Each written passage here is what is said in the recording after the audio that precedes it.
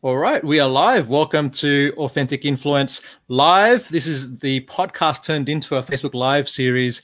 This is episode number 1, and I've got my amazing friend Sam Riley on with me. Welcome to number 1. Sam, you're number 1. Yeah, that's super exciting. I like being number 1. That's cool. Thanks so much for having me. It's brilliant. I'm not going to read your full bio out because it's no, don't do that. It's boring. Do all that.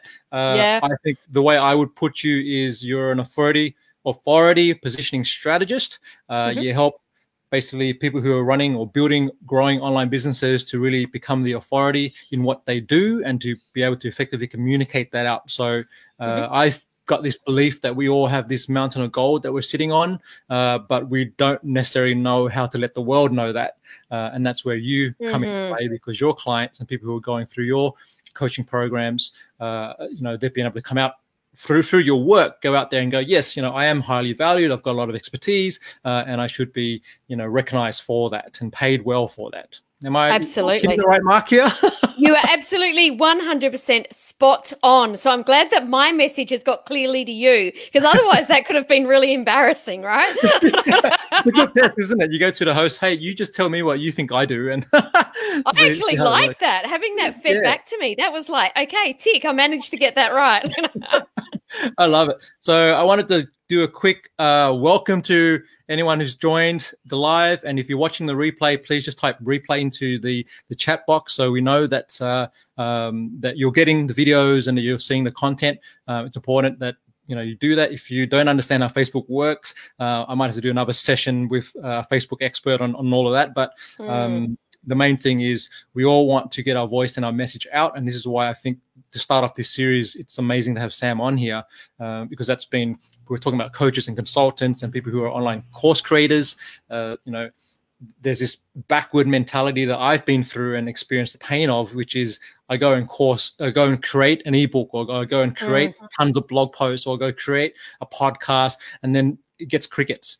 Right. And I'm going, why isn't my business revenue growing? Why aren't I making any money? Right. And then it's like, it's not because, I haven't got the 10 or 15 years of experience behind me. Right. It's just that doesn't mean anything if you can't reach the people you're trying to reach. So we're going to cover the 3 mistakes struggling coaches and course creators are making getting clients today with you, Sam. So why don't we just jump into why don't we go through the 3 mistakes, and then what I'd love to hear from you is a couple of case studies of that sounds great. Right?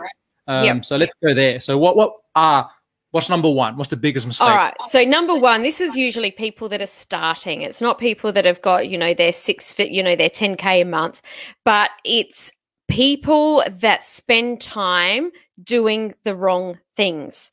They think that creating the most amazing WordPress site, sitting in Canva, fiddling with their logo for a month to get it just perfect, or, like sitting with a color wheel going, what exactly are the hex codes? Sitting on social media, but scrolling and commenting without creating their own content. All of the things that are, they're sitting behind a screen and not necessarily sharing, but more, what's the word? Like, brain strain.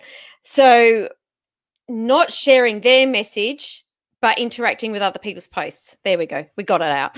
Yeah. It's almost like this, you got to switch the mentality from being a consumer and That's doing the word things, I was looking for. Yeah, right? Where you're just consuming other people's stuff. Like I used to be a whole Gary Vee junkie. I'd watch all his videos, and that guy's a machine. Like he's literally wherever you're going, he'll be there. And that's a strategy. But, you get sucked into it, right? And then you're like, okay, now I'll just watch other people's stuff. And at some point, you got to get out of that and go, well, what am I creating and putting out to the world? And that's what you're saying. What are the things that you can do that are the things that move the needle, or that actually get you, if revenue and the income is the thing you're wanting, that actually produce the sales. Absolutely. So things like actually having conversations with people, and this is something that you're really good at. When we want to sell our program, or we want people to know what we do, the best way to do that is actually have conversations. Social media is a really great way to, like, a platform to start that conversation, but it doesn't finish there. You know, it finishes with, you know, having a conversation, picking up the phone, using personal messages or DMs. It's not going to happen sitting behind a computer. And all the you know, the beautiful stories that you hear of people automating their businesses and sitting on a beach and drinking cocktails and, you know, having ding, ding, ding, ding, ding, you know, all the sales coming in overnight. They didn't do that on day one. That's not how it works. And yes, it is possible, but it's just not at the beginning. So what are your thoughts around people who they've got that, they've been, I don't know, sold with the idea of scale, right? It's like you can launch an online course and you can scale that and you potentially have thousands of buyers.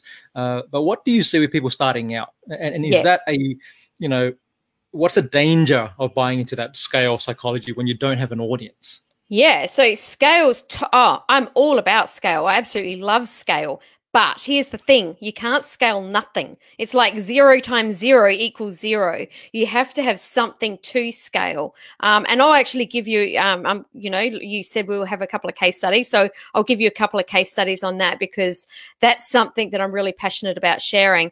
And, you know, I want people to think, a lot of people want to be Tony Robbins size, not Tony Robbins the person, but, you know, we look at him, he just did his UPW, he had 11,000 people show up. That's the dream for a lot of people. I want to present to 11,000 people.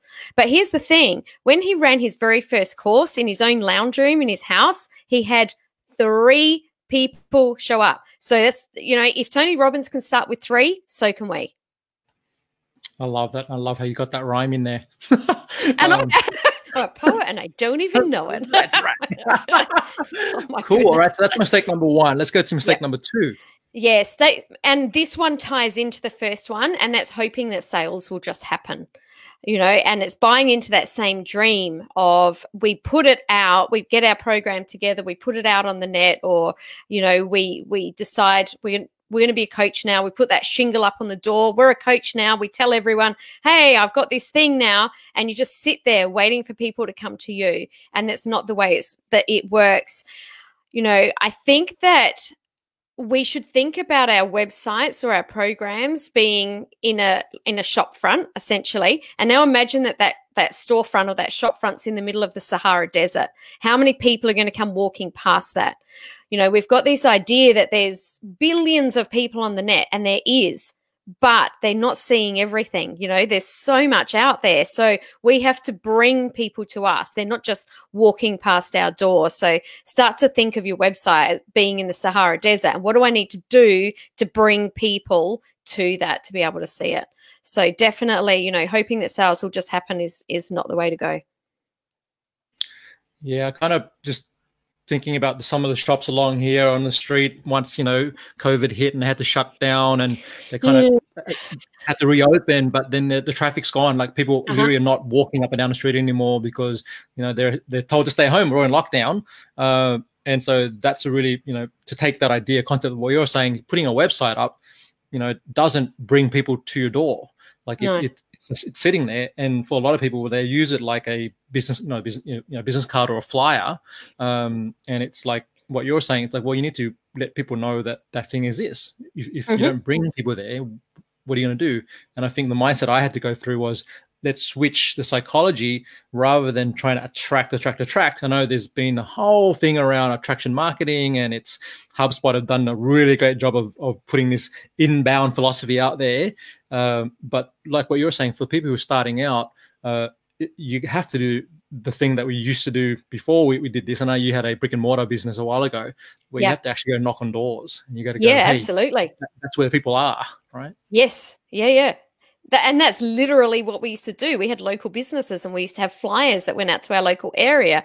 You know, we used to advertise in the local newspaper. I don't even know if local newspapers still exist. I'm not really sure, but certainly times have changed. Cool. We had a couple of people join. So hey, if you guys have any questions at all, please drop them in a chat, and Sam will get to them. We'll talk about them at the end. But definitely, so we've gone through 2. So the first one, doing the wrong things. The second one is what did you just say there, Sam? Hoping that sales will just happen. That's number 2. Yeah. So spending time on the wrong things, hoping that sales will just happen. And number 3, and this is a biggie, and this isn't just, so with the first 2, they were like sort of beginner coaches. This third one can creep up on just about anyone, but that's waiting for clarity. Because I think that a lot of us are like, oh, I'm not really sure where we're going. I'm going to sit on this. I'm going to, you know, meditate under a tree for 3 years and hopefully get an answer. But the thing is that clarity comes from taking action. And it can feel really counterintuitive and it can feel really clunky sometimes, but we need to take action first to get the clarity to then, you know, use that feedback mechanism to then get the clarity as we move along. Okay, so I'm watching, like I'm you know, getting into the mind of the person watching this and going, but Sam, how can I move forward if I don't have clarity? Or you know, I feel like I do have clarity, but I don't know what to do. But I don't have clarity on how to move forward. So how do we tackle that one? Lots. So my favorite saying is, you can't read the label from inside the jar. So, you know, when we're sitting inside the jar and we're thinking all of those things, I don't know what to do, I don't know how to move forward, get someone else to help you, whether it is a coach or a mentor. And I'm going to mention a few things here, and it depends on the application. It depends what the challenge is as to which one goes where. The second one is just getting someone to ask you questions. So a lot of times I will, you know, create some content or, you know, want to talk through some sort of methodology. And what I'll do is I'll explain it. Like, imagine I'm the teacher and explain it to my husband. And if he looks at me like, huh? I'll ask him, what bits don't you understand? Because then that gives me the feedback that I need to, you know, he'll ask me different questions. And I think that's the biggest part of that second one. Find someone that can ask you different questions, because we get caught thinking the same way all the time. You know, we've got that loop of thinking the same thing. That's when we're like banging our head against the wall thinking, why can't I get this? As soon as someone else asks a different question, it takes our mind somewhere else and it's a lot easier to come up with the answer. So coaches, mentors, just get someone to ask different questions. Sometimes it can be researching, but I get really afraid of saying that, because I also know that, you know, if we go back to the first one, spending time on the wrong things, people can get caught down a Google rabbit hole for days. So if you can't Google your answer and find it in 10 minutes, I'd pretty much walk away from that one. Yeah, I think that's a really good tip, because it's easy to trick ourselves into thinking that by doing research, we're actually doing the work.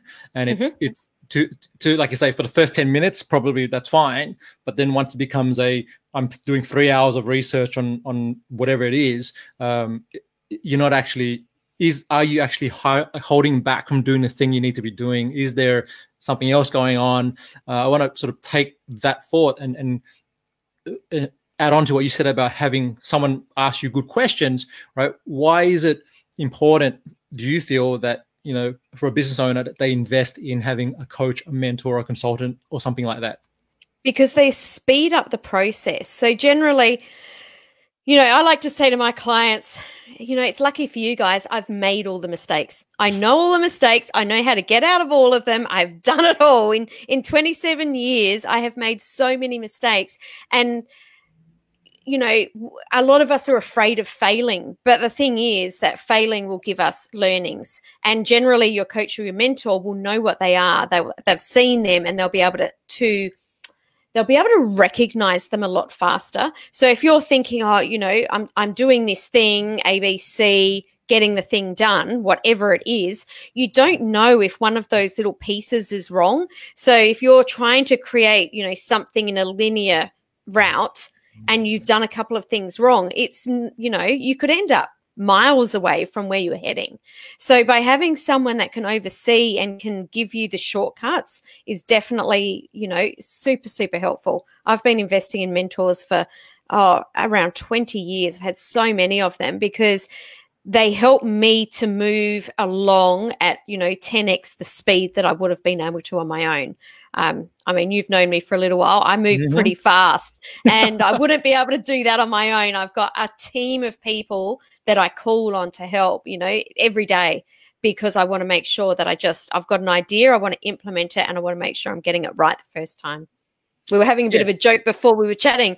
My poor team the last week have been like, oh, Sam's on steroids just about at the minute, going so fast. The poor things can't keep up with me. Yeah, that's the trouble with being the visionary. It's kind of like I'm over here, and you guys have to kind of catch up. But I feel that. So with the evaluate, like something that's come out of what you just shared now, I want to sort of touch on in terms of how do you find the right coach? Like what's the the qualifications steps, or what are the questions someone should be asking when they're considering a program? Maybe someone has some interest in your Business Success Academy and some of the work that you're doing, or another coach, that's fine. But just what are the questions that you ask when you're considering potentially working with somebody? Yeah. So the first thing I want to know when I'm hiring a coach is, have they achieved the results that I'm looking for? If they haven't actually achieved the results that I'm looking for, then I won't go there, because they've learned it out of a book, or they've learned it from somewhere else. I want to know who they learned it from. Who is the person that's actually done it? So that's the first thing. Because at the end of the day, them achieving that outcome is the qualifications. I don't care where they learned it. I just want to know they've done it. That's the qualifications that I'm looking for. The second thing is and I think that this is really important, ask the coach that you want to work with, or they should be asking you back the other way. Sorry, I said that wrong. They should be asking you, what is the outcome you want to achieve? Because I've reached out to people before with an idea of, this is what I want to do, and haven't been asked that question, and have, wound up maybe down the path and thought, oh, this isn't exactly what I was looking for. So now I always want to make sure that my coach is saying, or, my prospective coach is saying to me, what is the outcome you're trying to achieve, to make sure that this is a match. I had someone reach out to me a couple of weeks ago, and she had been referred to me by someone else and hadn't been following me, so didn't know what it is that I did. She reached out and she pre-framed the call as soon as we jumped on the call. I've worked with this, A, B, C, D mentors, and, use the names. This is what I've done. So I don't know that I even need to work with you. And I went, I don't know if I need to work with you either. Tell me what it is you're trying to achieve. We actually spoke for a good hour. I really deep dived into the issues that she was telling me. She was giving me symptoms, and I was trying to work out what the root cause of those symptoms were. It did take quite a while. And at the end of the call, she said, Sam, thank you so much. No one has ever asked me those questions, and I didn't realize that was actually my problem. So what she'd been doing was going to find a coach to treat one of her symptoms, which all it was going to do was put a Band-Aid. It was never, ever going to actually, fix what was going wrong. And that, what she was trying to fix would have gone on forever and ever and ever and ever. And it wasn't until I asked her the right questions that she realized that that's what was going on. So make sure that you have those conversations with people. Yeah, that's super important. I think asking the right questions, and also what you said there was really great, like having the other person ask you the right questions and knowing what those questions should be. So I'm just going to recap what we just said here. First question you want to ask a prospective coach or consultant is, have they achieved the results you're looking for? And you can, I'd even encourage you to go beyond asking the question, because they can say yes, but show me, like, what's the proof, right? Have you got clients that speak about the results that you've produced with them? Have you got, if they're claiming revenue, they're claiming profit? Like, I work in the bookkeeping world with Bean Ninja. So it's like, I don't want to hear about your $1 million launch. I want to hear about what was the profit on that $1 million launch. Right? So I'm asking sort of deeper questions. And if they're not transparent and willing to go there, I mean, I understand some people don't want to talk about that. But here's the thing, a coaching relationship is, as you would know, a very important relationship, and it's one built on trust. So if the coach is not willing to share certain things, why do you think the client's going to be willing to share those certain things, right? So there's a dynamic that goes on there. And then the second question you had was the prospective coach should be asking you, what is the outcome that you want to achieve? And they should be digging into that to really understand the symptoms versus the actual root cause. And whether solve that. I love it. Can I give you just to round that out, I'll give you the opposite. So if you get on a call with a prospective coach and you're trying to find out what that root cause is, and the first thing they do is try and sell you their product, don't go there, because they are trying to prescribe a product that they don't know whether it will suit your symptom. And I've been there, I'm sure you have, with some of the big names in the industry. And, you know, they put you on to someone who's a coach and they end up, they're not, because all they're doing is trying to sell you into a program, which is not really in the best interest of the client. Like I've turned people away, I know you have, that are just not a good fit. When you just go, look, you're better off going to XYZ coach because they're a specialist at that thing, and that's what you need, or, you know, or whatever it may be. Absolutely. Let's talk about some of these case studies, because, you know, based on these 3, you know, mistakes that people are making, why don't you run us through 1 or 2 particular individuals or businesses that you've worked with to work through some of these challenges? All right, let's talk about hoping sales will just happen, because I think that this is a big one.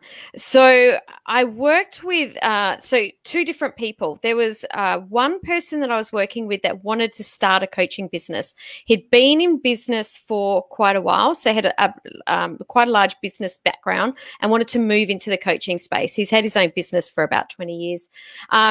Because he was moving into the coaching space in a completely different field, he had no social media following, he had no list, all the things that people say you have to be able to launch your online coaching course.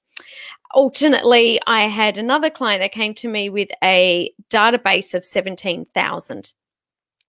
That database of 17,000 people she had spoken with and interacted with over 10 years, the sum total of 0 times.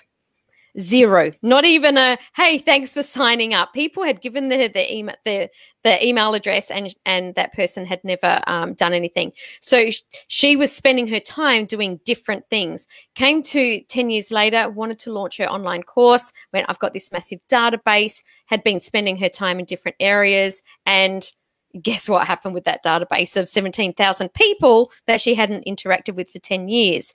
Got a lot of unsubs, and that's about it.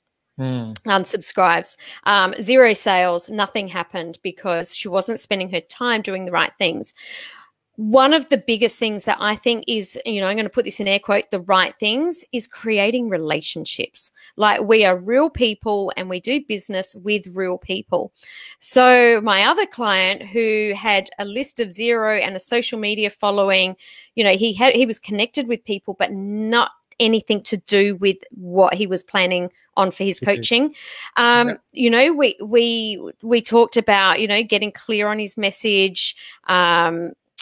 He didn't even have a website, didn't have any of those things, just came out offering value, a very clear call to action. This is how you can work with me. And within, I think it was about 20 days, he'd launched his first course. He got 3 people in that course, which a lot of people are going, 3 people, whatever. But so that was in May. Since then, he's launched 3 times.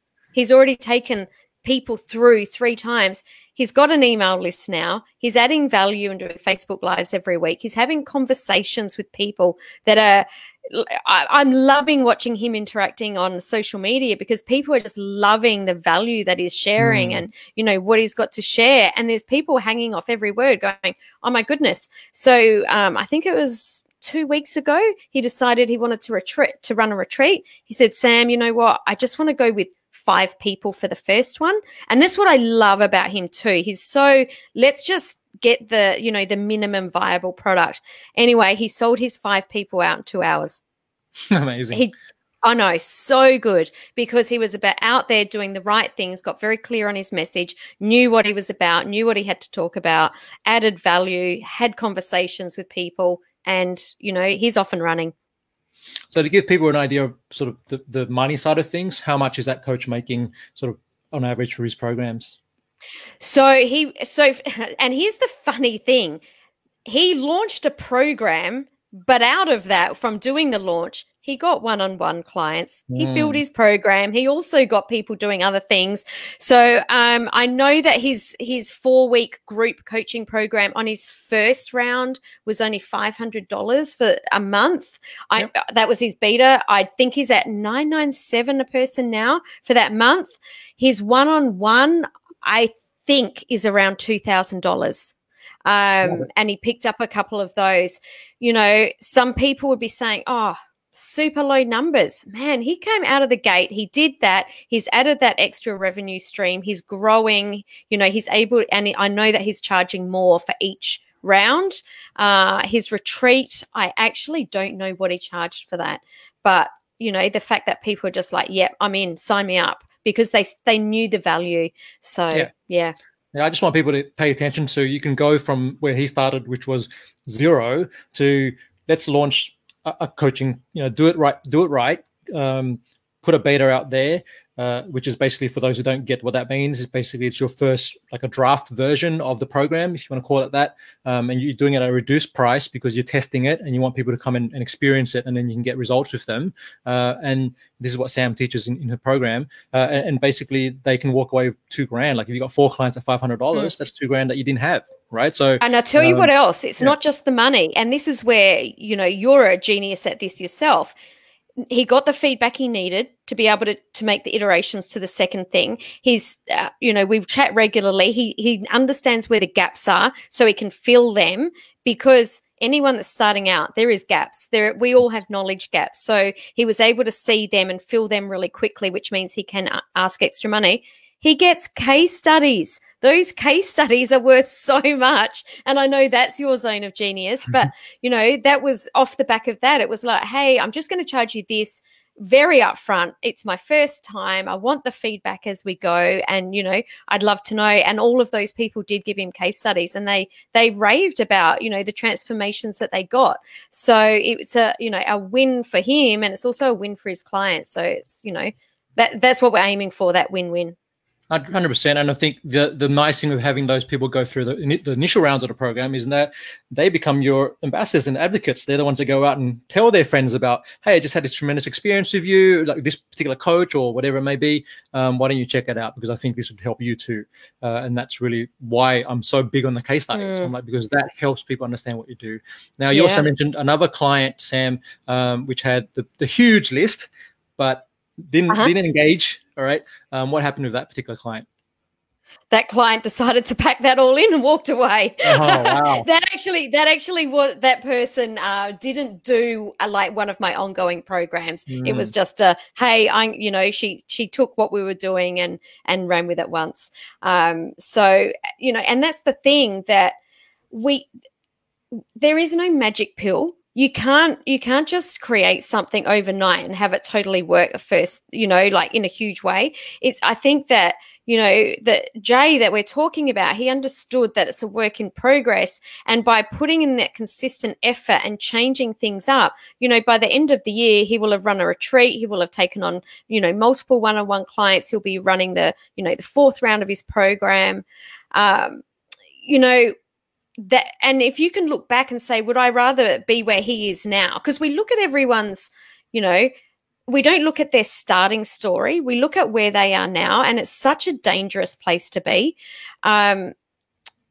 So, you know, just get going. I know that you've spoken to one of my clients, Ali, who's done really well. And Ali was, you know, someone else that was, you know, hoping that sales would happen and spending time on the wrong things. But this, I say the sad thing for, you know, for her was that she actually was working with a coach for 18 months. And she was working with a coach that wasn't giving her strategy. Great cheerleader, I believe. But, you know, we need someone to help us that's more than just, you know, being a cheerleader.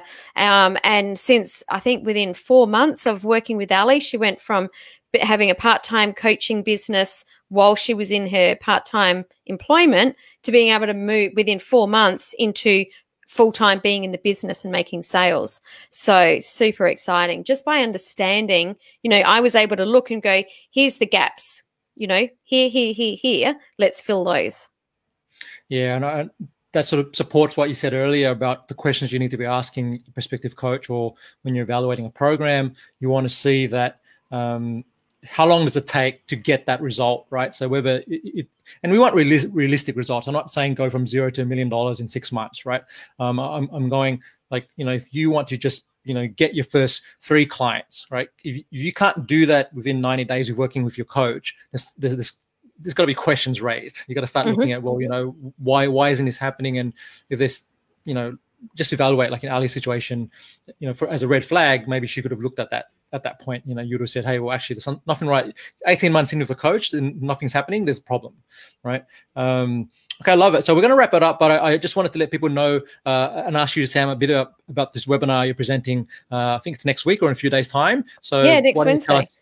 Okay. Tell us about this training that you're offering on how to transform your knowledge into a profitable online business and do work that matters. What's that all about, and what can people expect on that free training? Absolutely. So it is about transforming knowledge and turning it into an online coaching business or an online business. So if you're in the situation where you're in a job and have had, maybe COVID's not been a great year for a lot of people in work, maybe you've, had a reset and thought, is this what I really want to be doing? And maybe you want to start something on the side.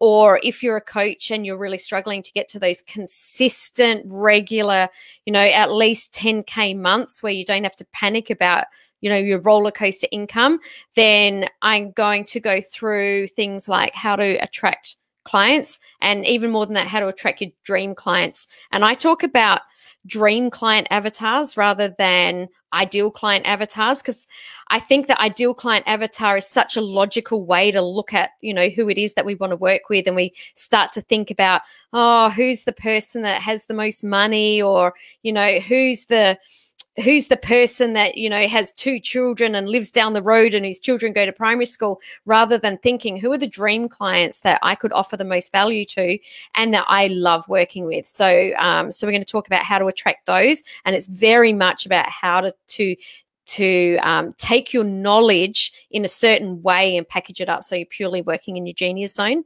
I'm going to talk about how to do work that matters, because I believe that the planet is going through this massive shift in consciousness, and a lot of people may be feeling that they really know that they're here for a bigger purpose, that they really want to create a big ripple of impact as many people as possible. So we're going to talk about how to be able to package that up and still be able to pay the bills, because not all of us can just not work at all and do our passion projects. It's how to tie all that up. And I'm going to also talk about how you can create your business and have a life. And I can tell you that I know this one intimately, because my very first business I started, and I thought, I want to start a business so I can have freedom, and found myself a few years down the track being quite resentful of the amount of hours I was working, being resentful of my clients. And I know that a lot of coaches end up in this position, and it's a real shame, because, coaches have got big hearts. They do what they do because they really, really love to help people. And, if we're creating a business that we start to hate and we resent our clients, then that's just a really big, it's a lost opportunity for us, our families, our, friends and ourselves, and also for the clients that are going to miss out when we just go, nah, this is all too much, I'm packing it in. So we're going to talk about how to create your business so that you can fill your cup, so that you can give more to your clients. Yeah, and that's so huge, because you can only give so much as you've got to give, right? And if you're burning out on one end, it's I've experienced that as well. So I know what it's like to go, okay, I'm doing 60 hours a week, and that's, you just can't show up in a positive way, as much as I'm the positive guy, and people go, you're really positive. It's like, no, you haven't seen me when I'm burning out, I'm dying. Yeah. Like it's a different thing, right? But my wife sees it, or someone else sees it in the background. Right? Yes. Yeah. And they start, and I know that it's happened to me, like, and it's still, we are human, or I'm human. I have human moments where every now and again, even my hubby will say to me, Sam, like, you're a bit snappy at the moment. You know what? I haven't been to the beach every day this week, or I'm not filling my cup. So you're dead right. And these things can really have terrible life altering impacts, you know, like marriage separations and, you know, far out. We had one of the business owners next to our shop that actually commit suicide in her store because she felt that there was no way out. This is stuff that should not be happening. So I'm really, really passionate about creating businesses that we can sustain for ourselves and for everyone around us. Here. So just again, for everyone listening and watching, free training coming up. Sam's going to be running that on how to transform your knowledge into a profitable online business and do work that matters and build it in a sustainable way, as we've just been talking about. The link is in the chat. If you're listening to this on a podcast, it's simplecreativemarketing.com/Sam Riley. And it's happening on Wednesday, September 30th, 8 a.m. in Sydney. If you're in other places, you can do the conversion. I'm not going to do that for you right now. Well, it's 6 p.m. Eastern or 3 p.m. Pacific. There you go. Sam's got it, because we do have some US audience here as well. And I wanted to appreciate everyone who's joined us today. If you have any questions, please, even if you're watching the replay, drop in the chat. Myself and Sam will come back and respond. Otherwise, go check out that training. All right. Highly encourage it. I'll be on there as well. And also, if you haven't joined our group, my group just yet, I encourage you to do that. So we've got a group called Authentic Influence, and it's where we're going to talk about all these, episodes and content marketing and coaching and all these different things that we like. That's at simplecreativemarketing.com/warriors. And that's where you can also, Sam's in the group as well. And so she can interact with you in there and tell you all about her amazing clients and things like that. So thanks again, Sam, for joining us today. It's been an honor. Any last words for our audience? Oh, wow, you threw that one on me. Here I am thinking I was going to say goodbye and you want me to pull something really smart out. No, I really think that this year, has been such a crazy year, but at the same time, what it's done is shown us that, we have had the space to stop and say, is this what we want to be doing with our life? This has given us the space to say, what is it that we actually want to be doing? How do we want to be living our life? What do we want to be creating? And I think the other thing it's done is shown us that there are opportunities. They just might not be where we originally thought they were. There's a lot of opportunities out there. And I think that 2020 has just made us realize that maybe we need to, open up a little bit more to go and discover and explore and get out there. So I think that it's a really, as bad as this year has been for so many people, it's also some really amazing opportunities coming out of it. And I think that being able to create some sort of business that gives you the income that you need to live your life and, the time to be able to have the choice to live how you want to live is just, it is such a fabulous thing. And now it's a great time to do it with all the technology and all the things and the mentorship and people like Sam in the world. It's amazing. I would highly encourage you check that out and see what Sam's up to. Thanks again, Sam, for joining us today. Thanks, Sam. It's been a pleasure. And we'll chat again real soon. Thanks, everyone, for joining us as well. And give us a like, a thumbs up, whatever you want. I'm going to do a quick sneak preview of what's coming up for people who are following the series, right? So the next episode, I don't know if it's coming on the screen. There it is. Yeah. So we've got SEO expert by the name of Gert Melek coming on to teach us how to create content that ranks page 1 in Google. So he's coming up in a week's time. So anyone who wants to learn that stuff, jump in and make sure you like my page, but also join our Facebook group where we'll share more about that. And Sam, this one might be a good one for some of your people as well. So absolutely. There we go. Let's stop my screen sharing and that's it. Thank you. Have a wonderful evening and afternoon, everybody. And Sam, we'll talk to you real soon. Thanks.